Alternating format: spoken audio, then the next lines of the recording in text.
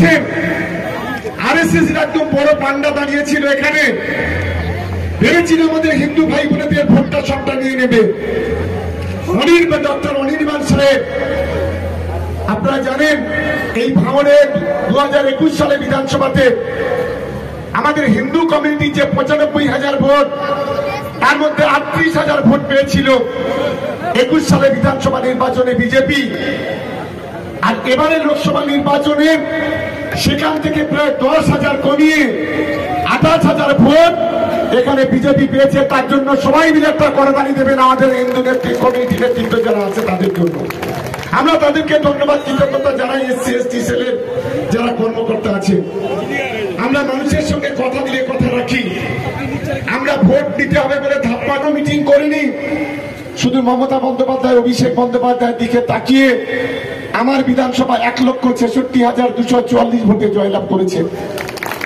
আর আমার লোকসভা জয়নগর 4,70,000-এর বেশি ভোটে আমরা জয়লাভ করেছি। দক্ষিণ 24 পরগনা যেখানে ভোটে দাঁড়াবো বলছিল ওই 4 পয়সার নকুল দানা নওশাদ সিদ্দিকী অভিষেক বন্দ্যোপাধ্যায়ের বিরুদ্ধে, সেই অভিষেক বন্দ্যোপাধ্যায় লিডটা কত জানেন?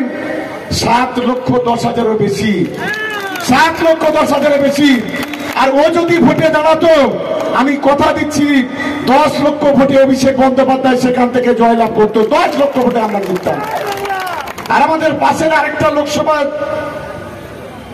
মথুরাপুর লোকসভা, সেখানে আমরা 2 লক্ষের বেশি ভোটে জয়লাভ করেছি। আমরা ভোটের আগে আপনাদের বলেছিলাম আমাদের প্রত্যেকটা প্রার্থী 2 লক্ষ থেকে 4 লক্ষ ভোটে জয়লাভ করবে, কিন্তু 2 লক্ষ থেকে 7 লক্ষের বেশি ভোটে জয়লাভ করেছে। এবারে আমাদের দায়িত্ব আরেকটা, সেটা হলো মানুষের সঙ্গে কথা দিয়েছি আমরা যে 2026 সালের ফেব্রুয়ারি মাস পর্যন্ত এই ভাঙড়ের রাস্তাঘাটের 90% হতে 100% পারবো না। 90% রাস্তাঘাট আমরা তৈরি করব। আমরা যদি এই কাজ যদি না, এই কথা যেটা দিয়েছি সেটা যদি না পূরণ করতে পারি, আমি আজকের এই প্রকাশ্যে বিজয় উৎসবের মঞ্চে দাঁড়িয়ে বলছি আমরা 2026 সালে আর ভোট চাইতে আপনাদের কাছে যাব না। এটা দায়িত্ব নিয়ে আজকের এই সভা থেকে বলে যাচ্ছি।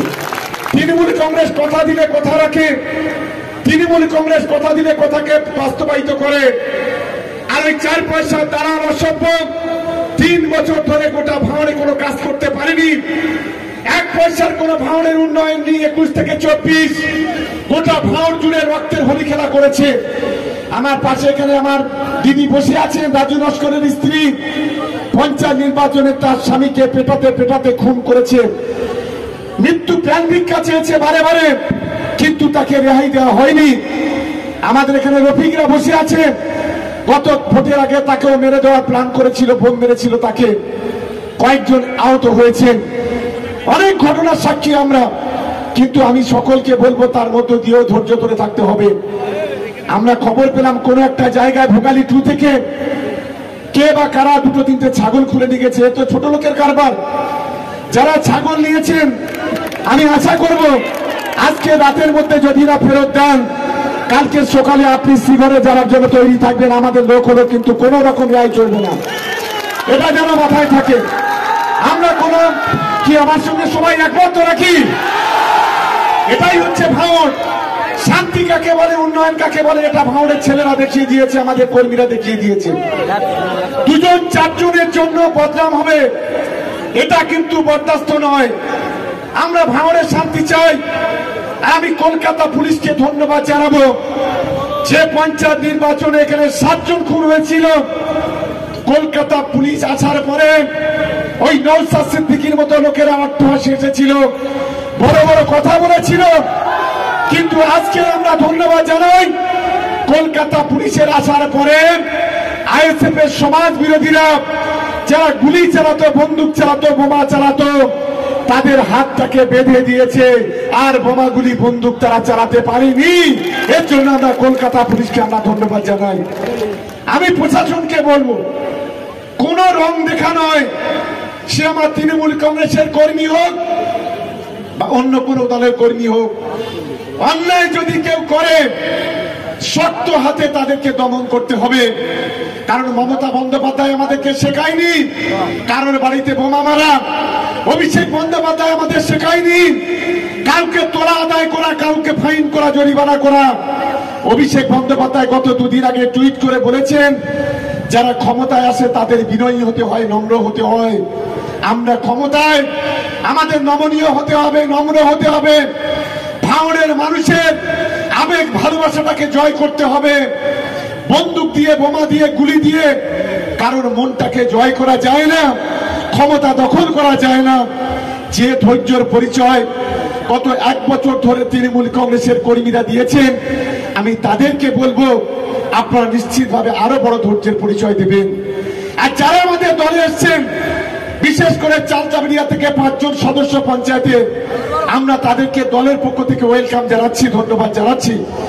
আমরা ধন্যবাদ জানাচ্ছি মমতা বন্দ্যোপাধ্যায় উন্নয়নে সামিল হতে। তাদের সঙ্গে থাকা সাধারণ মানুষ যারা এসেছেন, আমরা দলের পক্ষ থেকে তাদেরকে স্বাগত জানাচ্ছি। প্রত্যেকটা অঞ্চল থেকে আমাদের সঙ্গে কথা বলছে।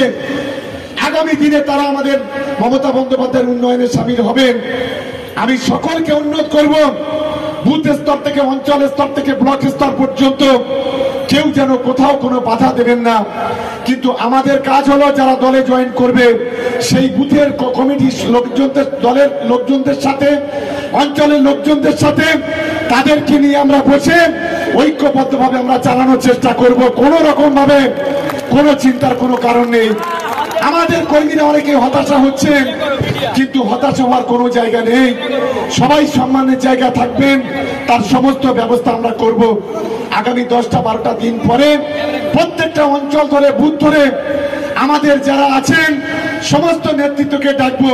আর যারা দলে এসেছেন তাদেরকেও আমরা ডাকবো, এক জায়গায় বসিয়ে আমরা আগামী দিনে সোনার ভাঙড় করতে, শান্তির ভাঙড় করতে, উন্নয়নের ভাঙড় করতে আমরা সেই দিকে আমরা এগোবো। তাই আমি আর বক্তব্য দীর্ঘায়িত করছি না। এখানে এখন আমাদের সংসদ সদস্য শাহিনী ঘোষ বলার আগে আমাদের এই লোকসভা নির্বাচনের চিফ ইলেকশন এজেন্ট যিনি ছিলেন, যিনি রাজপুর সোনারপুর পৌরসভার, যিনি একজন দক্ষ প্রশাসক, আমি সেই নজরুল ইসলাম সাহেব আমাদের মধ্যে উপস্থিত হয়েছেন। আমি নজরুল ভাইকে বরণ করে নেওয়ার জন্য আমি বাহারুল